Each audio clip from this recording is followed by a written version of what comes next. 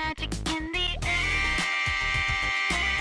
Hey guys, welcome to Jammies. If you don't know, Jammin' and Jammies is a live show that happens here in Nashville every week, and we feature hit songwriters and rising artists. Right now, we are all sitting at home in our pajamas a little bit more. So while we're doing that, we're sitting down with some of our favorite artists and songwriters and hearing about their journey. Today, we are lucky enough to have Mr. Lonnie Fowler. Lonnie has had a heck of a year. He wrote Jordan Davis's hit single, Slow Dance in a Parking Lot, as well as If I Were a Cowboy off Tim McGraw's new album that just came out. He was also named one of the top 100 breakthrough songwriters by Music Row magazine in 2019. So I'm really excited to hear about his journey. I'm sure you are too. So let's welcome him. Hi, Lonnie. How you doing? Hey, how are you, Megan? Good. Thank you so much for being here. Oh, well, thanks for having me. It's not a usual thing for me to do, an interview, but it's kind of fun. It's going to be fun, yeah. Do you want to just start by telling us where you're from and who your musical influences were growing up and all that stuff? Okay. Let's see. I'm from just north of Pittsburgh, Pennsylvania, and I grew up. My mom was the musician in the family, and we were all going to have to play piano whether we wanted to or not. So I grew up on the whole classical thing, and ended up taking that all the way into college. I was like a piano performance major and did the whole repertoire thing. But late in high school, I started getting into jazz and doing a lot more stuff by ear. And I'd always listened to like top 40 and some singer-songwriters and a lot of rock and just a wide range of stuff in addition to studying the classical thing. And then I added jazz into that. And then so in college, it started to shift more to jazz and then more to just like commercial music in general. And then I was wanting to get into songwriting, or I was interested in, I'd always written music since I was little, but I'd never ventured into lyrics because they're always so abstract, and a lot of the stuff that I listened to, like more of the rock and top 40 stuff, it didn't always make literal sense. And I did a road trip out west with a good friend of mine. We had like no itinerary. We went out for like 3 weeks with just some traveler's checks and a big atlas. That sounds fun. Yeah. And so he was like a big country fan. And so that was kind of the trip where I had hours and thousands of miles of country because we were trading off. And I was like, okay, I get it now. And so that sort of like flipped a switch. And that's how I ended up more, I was like, this makes sense. So I can at least try to write stuff about real life, instead of. Do you remember specifically what you were listening to that made that light switch go off? Well, this would have been. There were a few things. I know that like, "Don't Take the Girl" was on the radio a lot right then. So it was like Tim McGraw was like blowing up with that second album. Yeah. And then like Little Rock by Colin Ray. Yeah. Really spoke to me, which is a Tom Douglas song, which was like one of his first big hit. Just that whole like early mid 90s country thing that, everybody loves to talk about now. Yeah, it's everybody's favorite. Yeah. That's awesome. Okay, well then what took you to Nashville after that? Well, having grown up in Pennsylvania, I ended up going to a small private Christian liberal arts college called Anderson University in the state of Indiana. And while I was there, they had a pretty good music program. And while I was there, I ended up starting a band with some other friends, and we kind of did that for a while. And we toured mostly throughout the Midwest, but then kind of went beyond that a little bit. And it sort of became a part-time job or a full-time job at times. And that went until a few years after I graduated. And then we all stopped because life was pulling everybody in different directions. And then, so I was still living in Indiana, but I thought, I don't really know what I want. I want to do music, but I don't know where I want to go next. And I didn't want to just automatically move to Nashville because that's what some other friends had done, and maybe it had chewed them up and spit them out a little fast. So I was a little hesitant. but then finally, my wife and I were newlyweds, and we're like, let's just go down and do it and just see what happens. You know, we don't have to stay there forever if it doesn't work out. So so I moved down, and then soon after I got here, I got kind of sucked into playing piano and keys on the road for some different artists.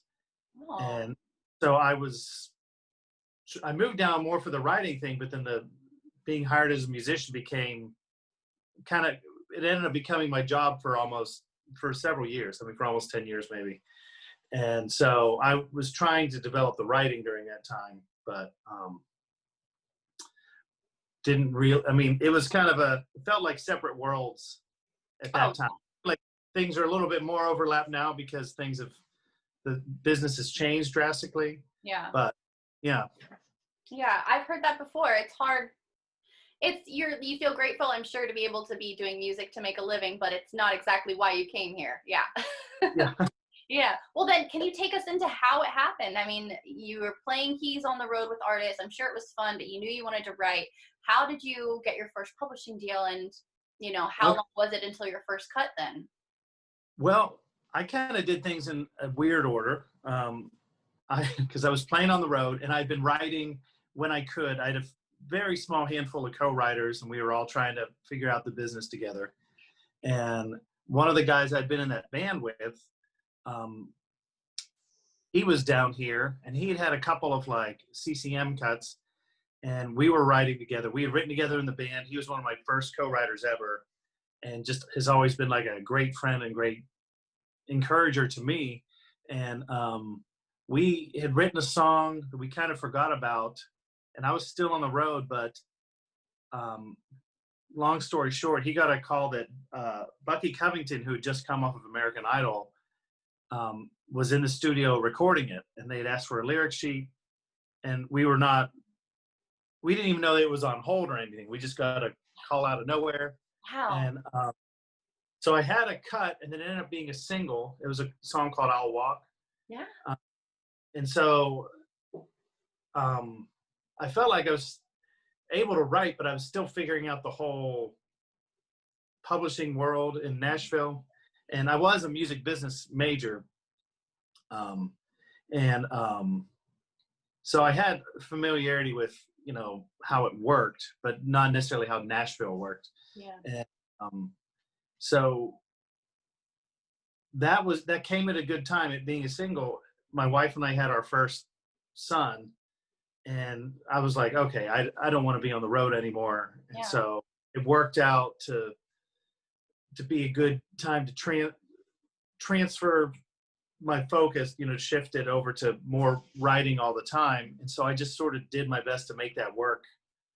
And I still played, but I just kind of, I don't know, was a part-time stay-at-home dad. And, I had some of this single money coming in because the song that we had did well enough to kind of enable that transition a little smoother.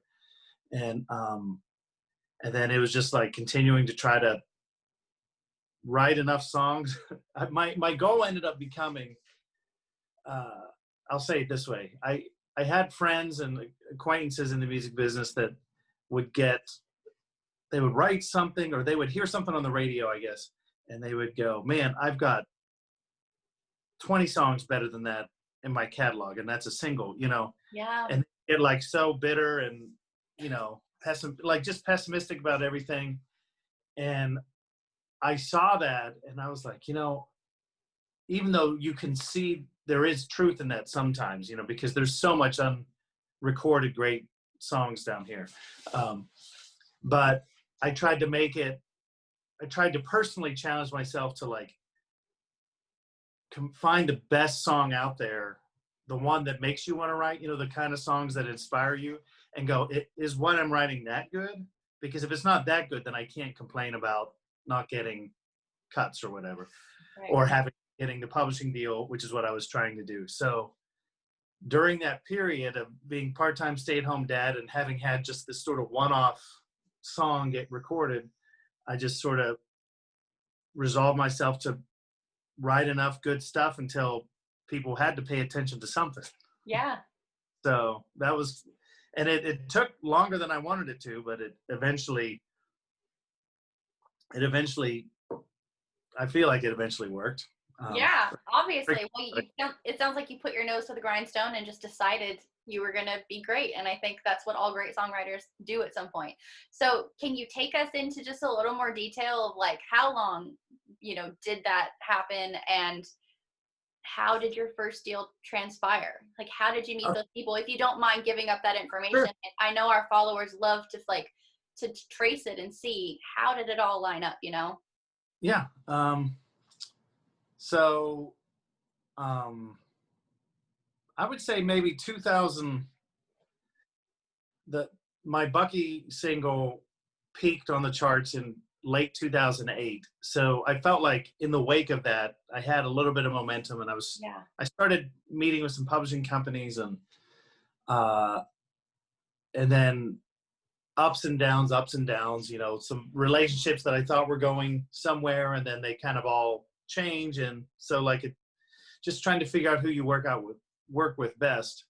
And then finally in 2014, so 5-6 years after that, I had been meeting with Olay, which is now Anthem, and they were meeting with some other people, and one of them was this guy named Jordan Davis, who was looking for a publishing deal. And they said, hey, why don't we really like your stuff, we like his stuff, why don't you guys try writing together with one of our writers, see how that works out. And then so I was like, okay. So we tried it, we wrote with one of their writers, and it went well, but he and I kind of hit it off. And then we said, hey, let's try this again, just the two of us.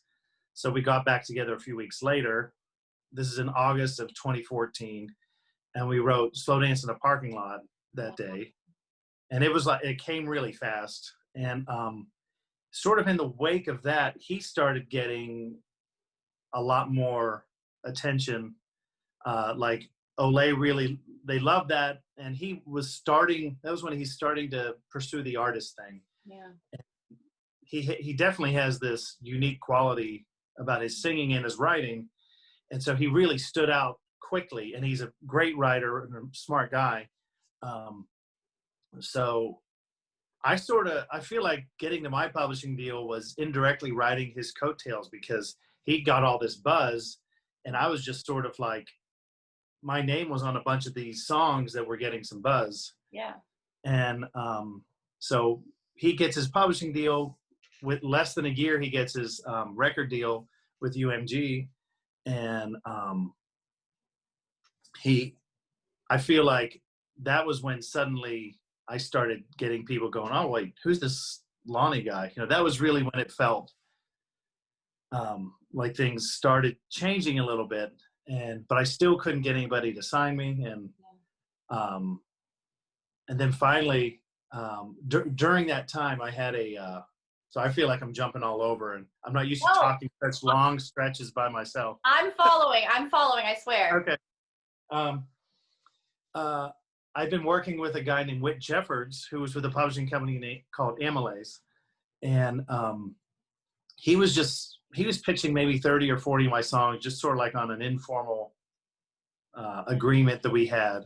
And he was also setting me up with some of the writers that he worked with, including David Frazier, who, that was about the time David's on a few really big songs, and he was on Drinking Class was out about that time, which David's on.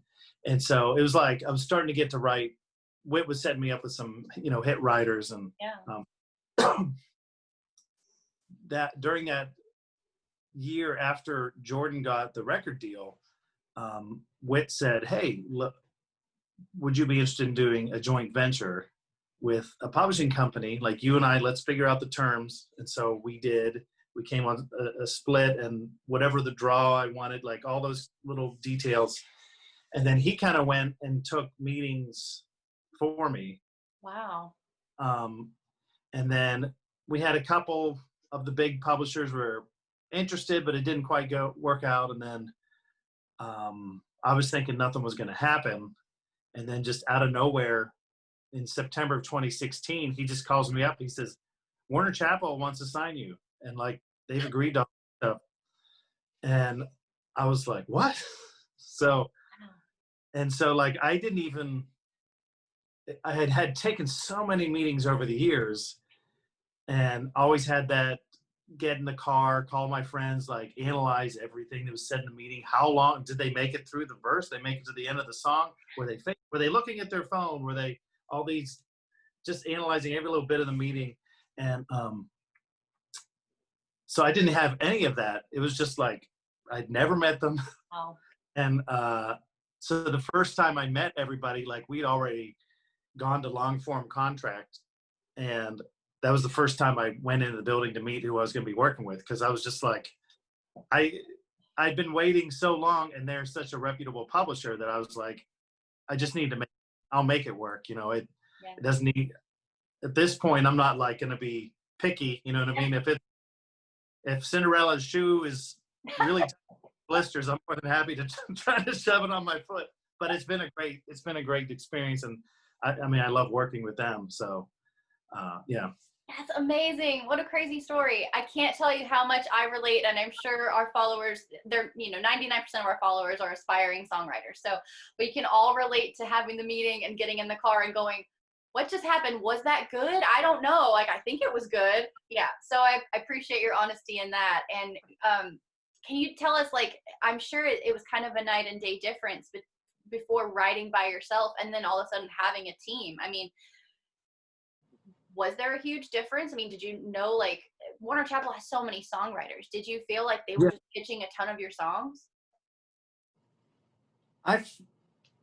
They do have a ton of writers. So I feel like you really do need to, you're still kind of on your own in the sense that, I mean, when I explain it to friends that are outside the business, I'm like, my publisher, they're not my employer, and not even legally. Like, I'm a contractor basically, and we work together. So even though they're the massive, huge, successful company, and I'm just this individual person, we're more partners in it. So there's still a lot of stuff that I have to do on my own and figure out. But now I have a team of people helping schedule co-writes, making introductions. And they do enough on my calendar that things they just show up, and they'll have the instructions. It used to be addresses, now it's like a Zoom link, or like, you're gonna be hosting this one, so send your Zoom info to these people. That must be nice though. I mean, after years of working hard by yourself, I feel like you've earned a team, so that must be really nice. Yeah. And so I can't remember, I was going somewhere. And it was going to be. Sorry.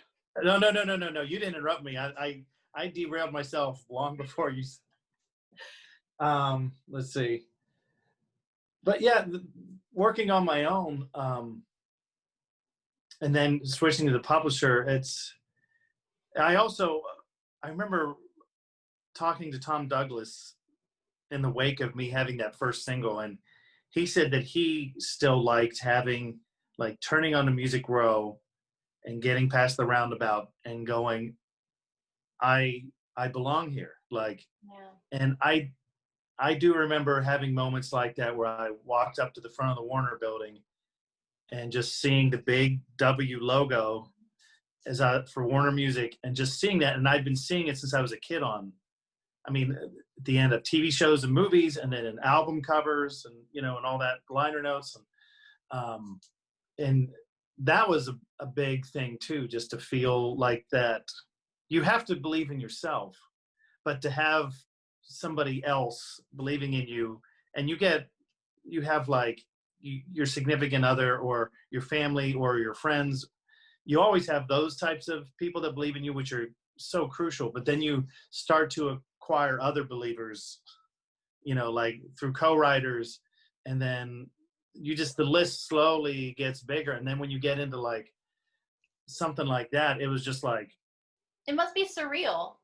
Yeah. And that was huge for me personally, because I felt like it had taken a long time to get to that point, and just to sort of, it wasn't the destination. It wasn't to get a publishing deal, but I don't mean that I didn't want to end up there. I just mean that wasn't the final goal, was to just get a publishing deal. but just that, it just felt like a big endorsement that really, you know, it helped some of the bruises on my ego heal that had occurred over the previous many years.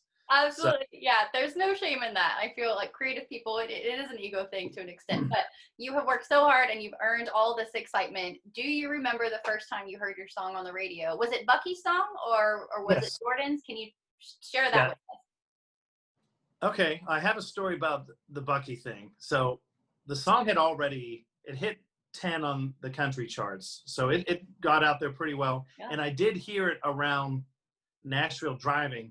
But that's where, like, for me, and like most songwriters, I imagine, Nashville is where you listen to all your work tapes and all your demos.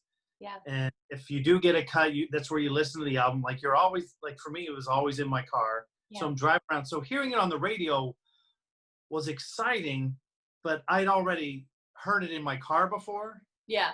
Like in familiar surroundings.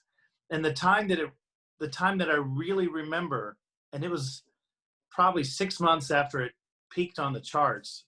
We were on a family vacation out visiting national parks out west. Yeah. And we were just in the middle of the canyon country in southeast Utah, like outside Moab. And there's a station called, the station was called Canyon Country. And it's just like, we're thousands of miles away from home. And this Bucky song comes on. And I was just like, oh my gosh, like, we're so far from home. This is so weird. You know, because Nashville, you're always here. And if you hear it there, it just doesn't, you don't understand. Yeah. The reach of a popular song or of an artist is so abstract, because I don't think humans are meant to be having stuff heard by millions of people or whatever. Yeah. And so that was like the moment that it really sunk in for me, I think, for that first song. What a special moment. And what about Jordan's single? A similar thing. I heard it on the radio, which was still exciting. But our family, we were just at like, we were at a fast food restaurant. We were at a cookout because our boys love that. And they usually had on like a CCM station, and it was usually quiet. And then that day it was country, and it was really loud. And like partway into us eating, like Slow Dance came on. Wow. And my boys like, and I think that was when it sunk in for them. And just sort of like hearing it somewhere where you don't expect to, it feels like the first time on the radio, I guess, for me. Yeah. And now you're a cool dad, I guess, right? Well, I have good days, I think, with them. Bad days. I think that's probably all parents. Yeah. Okay, tell us real quick what is your songwriting process? Because you play piano pretty exclusively. I play guitar. Do you? I wrote on guitar for years and years, because piano was such a thing. I was such a player on piano that I didn't really grow up singing. I was like more serious about playing. So piano was never really connected with me singing. And then I started learning guitar in college, just basic acoustic stuff. And then that's when I, started writing. And so guitar became the more natural thing to do my songs on. Yeah. And then that's what I played in the band I was in more. I played piano as well, but I played guitar just as often or more. So I wrote on guitar for years. And then now I've kind of switched back more to piano, because I've learned that it's one of the things, it's a strength. And then it's, so when I need it, it's nice to have that, because not everybody writes with a piano in the room. So when I can, sometimes it just changes the whole mood. Absolutely. The downside is sometimes people suddenly want to write a ballad, which I have that problem enough on my own. I don't need other people pushing me that direction. Yeah.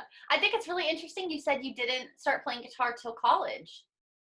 Yeah. Which isn't late by any means, but I heard somebody recently say that they were like 20 years old and they were saying it was too late to play guitar. And I was like, I don't think it's ever too late. So would you agree?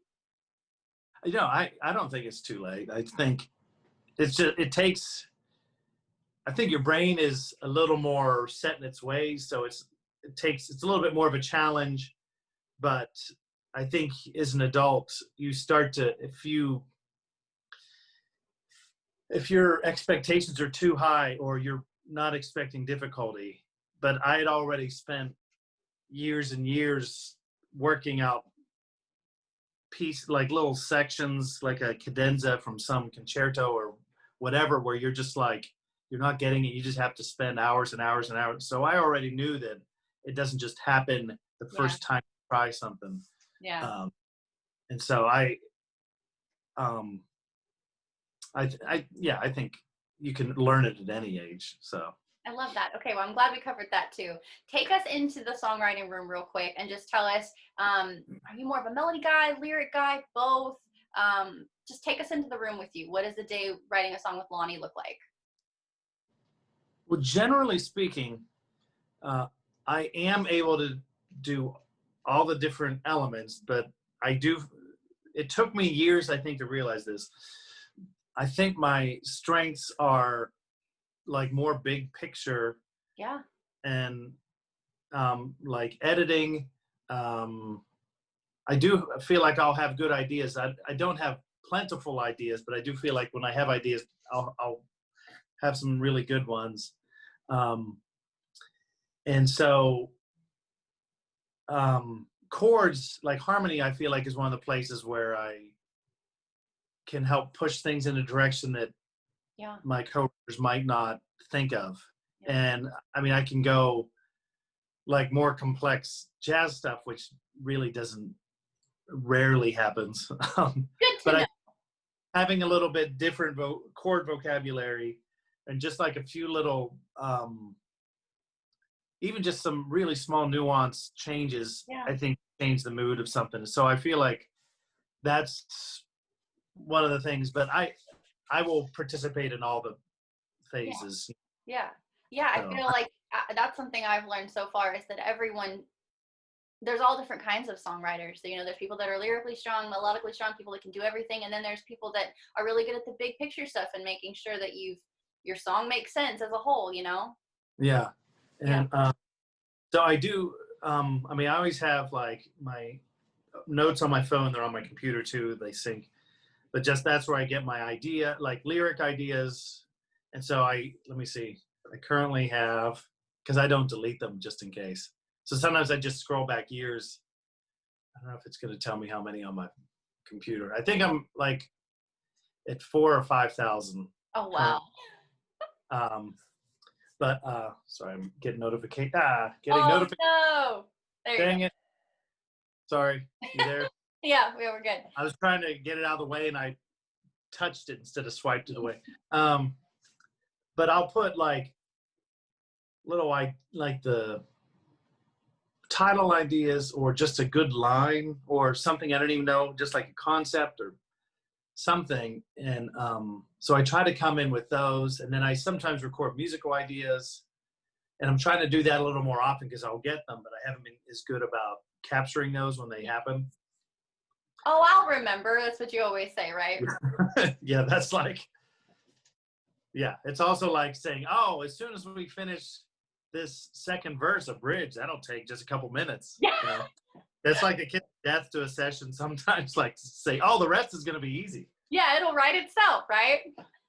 Okay, tell us real quick, and I do want to get you to play a couple songs for us, but tell us all about your Tim McGraw cut. Tell us all about that, please.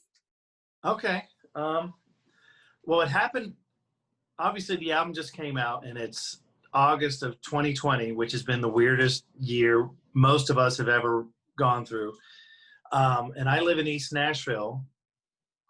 We started writing the song. That's going to be relevant.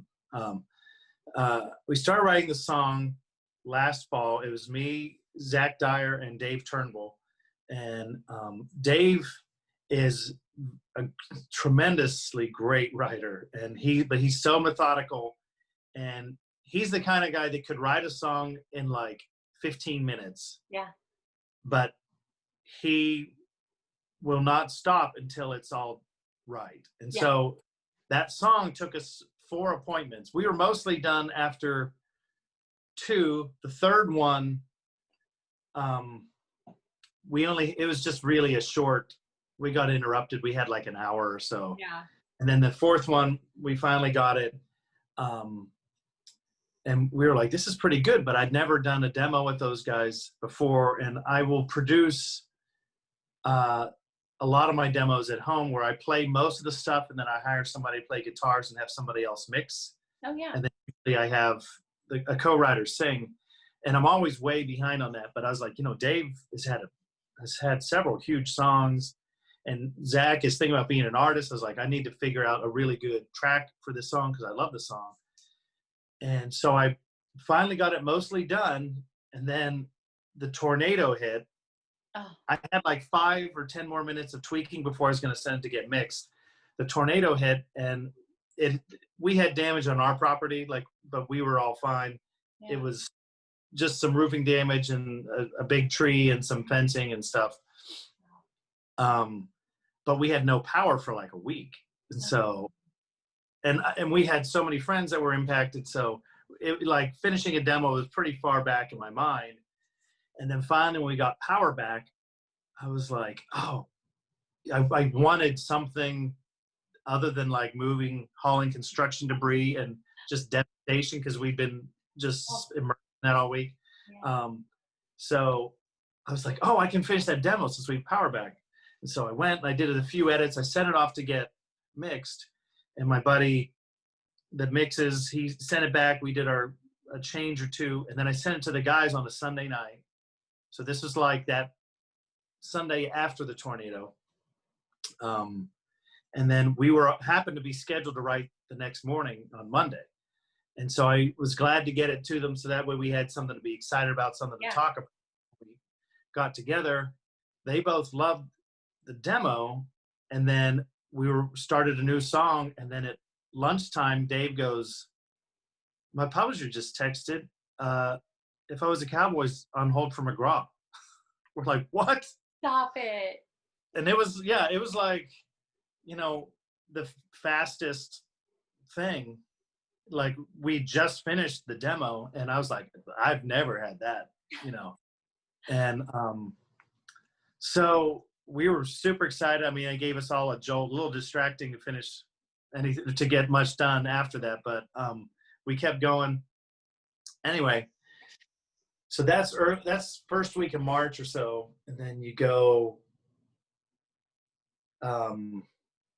everything, go forward a couple weeks, everything shuts down. And I just I've had big holds and stuff before and I've been let down and I was like, everything's shut down. That's the old world. I don't think anything, I was just sort of preparing myself for it to not make an album or ever get recorded or whatever. And just because I thought, that February feels like ancient history and it's only late March. And so the first weekend of April, I got a call from Dave on a Friday. My wife and I were going to pick up some takeout and he called and he and I are good friends, but it's not like we call and chat or, yeah. So you knew something was up. Yeah. I was like, hey, what's up? He said, McGraw just cut our song. I was like, what? And this is like, we don't know when he recorded. He may have recorded it like right before everything shut down, but he's such a big artist and it's not like they're like telling everybody every little detail, right. Pretty secretive and, has his way of doing things and which is fine with me. But we didn't really know anything. And then we found out and that was so early April. And then it wasn't until July that they released the track listing that we finally got confirmation that we made the album because they can record it and then go, this doesn't really fit with everything else. And so we made that track listing and I found out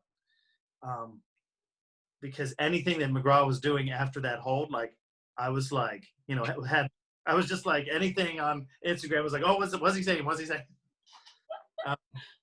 And so I found out that we made the track listing he'd released the title track, and also you could finally pre-release or pre-order the album, Wow. and they track listing, and I was like, there we are. And yeah, so that made it, that was a big sigh of relief, because once they get to that point,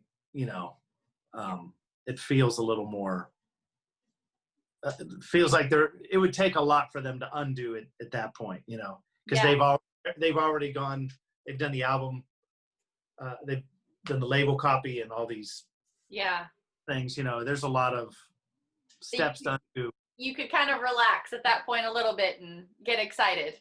But it finally, it's never official though till you're like standing in Walmart holding it, or like downloading it from iTunes or whatever. Like that was last Friday was like the final, Yeah. Did you go to Walmart and hold it in your hand? Oh yeah. Like we had to go to 2 because the first one we went to we didn't realize, but it's the one at 100 Oaks, and they don't have a music section anymore because it's a smaller. That's so sad. Oh. Yeah. And then we went to one a little bit closer, or a little bit farther south that was close by, and then they had it. And so that was like, before 8 in the morning, because I had something at 8:30, and so we wanted to make sure my wife and I went out and got that. You went to Walmart to get the CD. Did you slow dance in the parking lot after? No, we had too many we had to get back because the boys are doing virtual school, and real life got in the way. I gotcha. Okay. Yeah. Okay. Well, congratulations. What a whirlwind of a year, really. Yeah, it's a bizarre year to have so much good news and to know exactly how to, like, I still am enjoying it and appreciating it, but I have so many friends and people that I've worked with that have it's been such a difficult year, like friends that are touring musicians or whatever, that have just like, everything has stopped, and it's not going to start up for a long time. And so I've felt extra sensitive and pressured, like I need to temper enthusiasm, but definitely a lot to be grateful for this year. Well, that's very sweet of you. It has been a strange year for everyone, but you should soak it all up. You and your family should enjoy it. It's been a long time coming. Do you want to play something for us? Sure. I mean, I figured if I was going to play anything, it would be the slow dance or this McGraw cut. Yay! What do you care what I start with? I don't care. I'm excited to hear anything. Well, I'll do this McGraw thing first. Okay. And he has such a higher voice than me, but he does not sound, I don't feel like I sound low, and I don't think he sounds, because I feel like he sounds pretty like manly, but then when I try singing on the higher stuff, I'm like, oh, that is interesting. Strange. Yeah. Anyway, so I'm in a way different key. Right. All right. I don't know if I've ever performed a whole song over Zoom. Like, we've written stuff, but usually I'm not the one doing the work tapes. All right. Is this okay volume-wise? Yeah, perfect. Okay.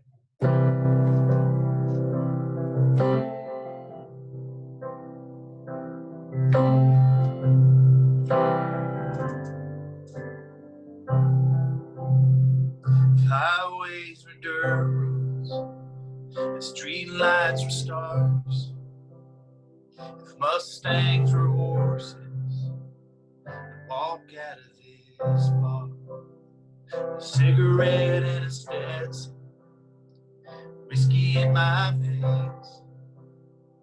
Climb back in the saddle, grab a hold of the reins. If I was a cowboy, I wouldn't miss you at all.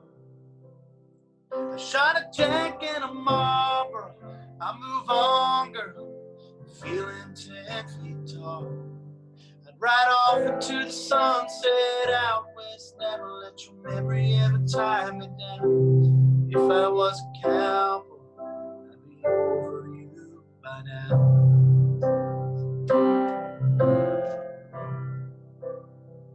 You'd be ashes in a campfire, water under a bridge, a trail of dust behind me, never find me again. 'Cause if I was a cowboy, I wouldn't miss you at all. I shot a Jack and a Marlboro, I move on, girl, feeling 10 feet tall. I'd ride off into a sunset out west, never let your memory ever tie me down. If I was a cowboy, I'd be over you by now. Put my boots down in a new town, find a nail to hang my hat. You wouldn't kill me, I wouldn't still be wishing you'd come back. If I was a cowboy, if I was a cowboy, oh, I'd ride off into the sunset out west, never let your memory ever tie me down. If I was a cowboy, I'd be over you by now. If I was a cowboy, I'd be over you by now.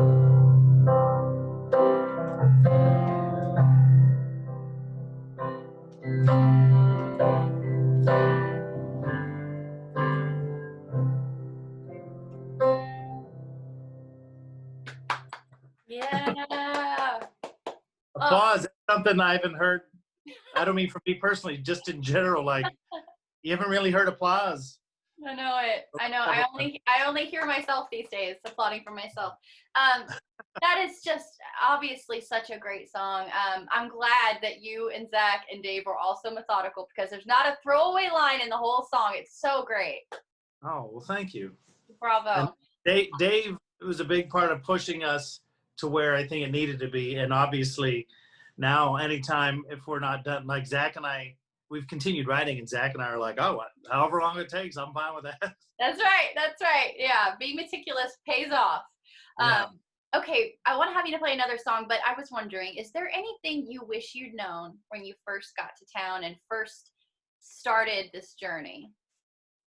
Anything I wish I had known? Or just a piece of advice or something. Yeah. I mean, there's so much. I'm trying to. I know. It's a tough question. I should have given you a heads up. Yeah. I mean, one thing, I mean, I mentioned it earlier. I think, to always compare yourself to whatever you think is the best. Don't ever compare yourself to the worst example of something you can find, because you're always able to find something that you don't think is good enough, and you don't need to worry about being better than something you don't think is good. Yeah. It's like trying, because once you get to the point that you're in a publishing deal, or you're trying to get more cuts or another single or whatever, like, you are up against all the best writers in town and some of the best songs. And so you can't have a song that might beat a bad one, because you're not going to beat all the really good ones. And that, there's always going to be an exception where something that you think maybe doesn't measure up, but could be beaten, but to not always focus on what you can do better, and I think that was, it made it easier to not get angry and just to continue to work, and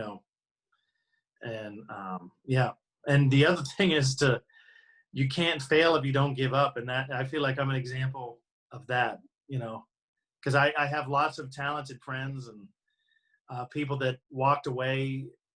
It could have been a month too soon, it could have been a couple years too soon, but I thought they had it in them, but then they just, and not to say the reasons for walking away weren't justified, but you just never know when it's going to happen.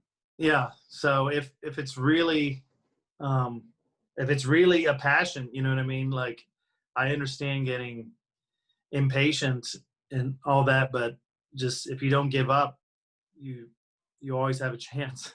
Yeah. So Yeah, absolutely. And where do you look for inspiration? Maybe if the well is a little dry, what do you do? that's good, because the more I get scheduled, sometimes like I'll have periods in my calendar where I just feel like I'm going, and I'll get to a write, especially late in the week, and I'll be like, guys, I don't like anything I have because I've already through it all. I have a few things that I personally do, like reading always helps. Yeah. Just to get lots of words in my head. Listening to stuff that is new, like I can always listen to stuff that's familiar.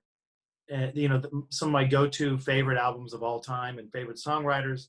But sometimes I feel like hearing something new, there's about that. And a couple other things that I've done. I don't do this often, but I watch movie trailers. Oh.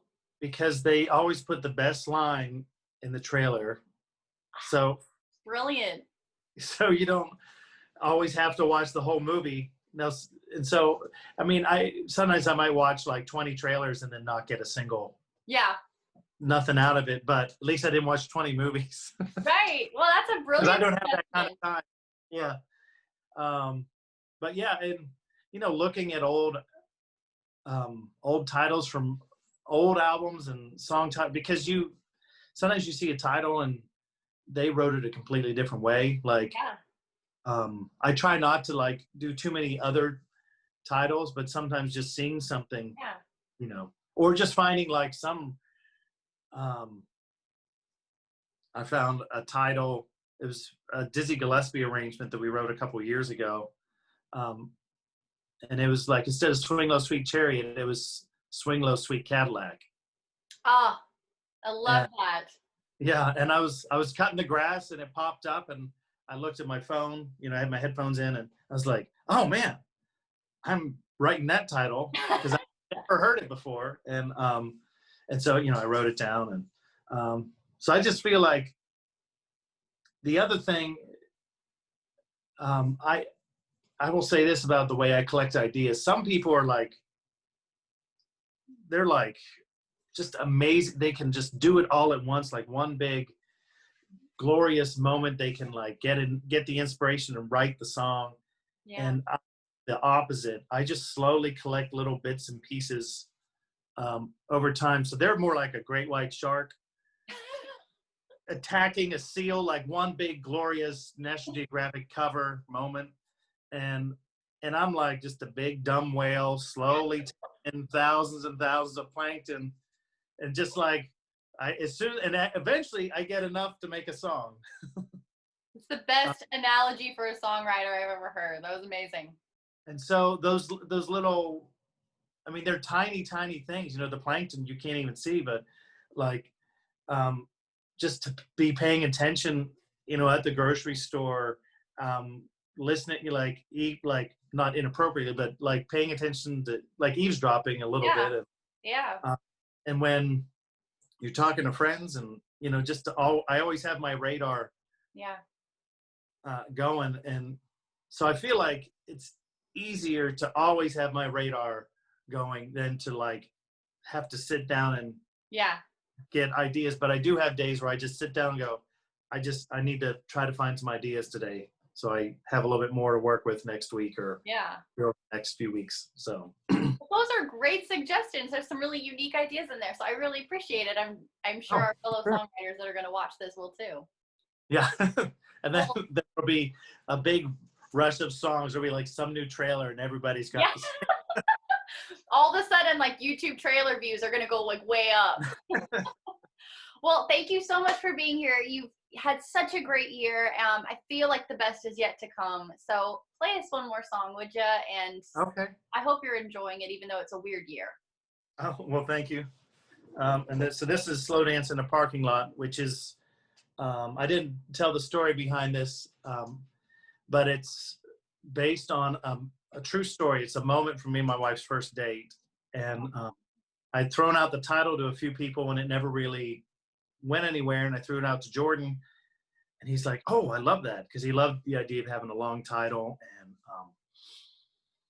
then he said, well, tell me more about that. So I told him the story of our first date. And he's like, well, let's just put all that in there. Aww. So this is like one of the most like literally autobiographical moments from my life that's ever been in a song, which I typically don't write it that literal. But anyway, here we go.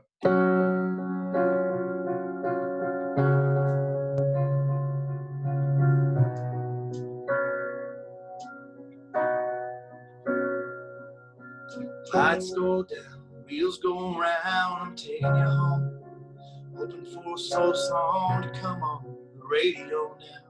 I'm not ready to shut it down. The way the dashboard glows, hitting your eyes, making me lose everything on my mind. And the only thing I wanna do is find a spot, stop this car, throw it in park, and just slow dance with you. Spin you around by the Walmart sign, move our feet over the painted white lines, get close to you. Make the most of whatever we got, even if it's just slow dance in the parking lot.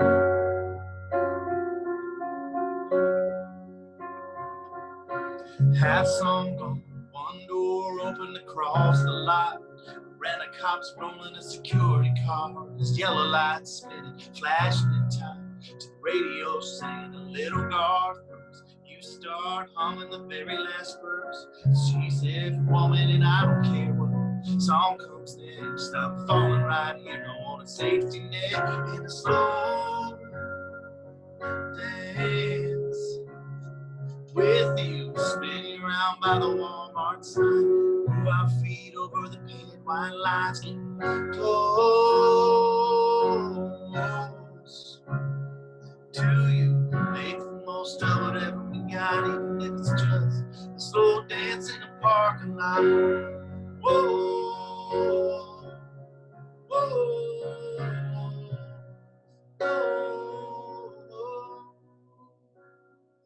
and get close to you, make the most of whatever we got, even if it's just a slow dance with you, spin you around by the Walmart sign, move our feet over the painted white lines, get close to you, make the most of whatever we got, even if it's just a slow dance in a parking lot. Slow dance in a parking lot.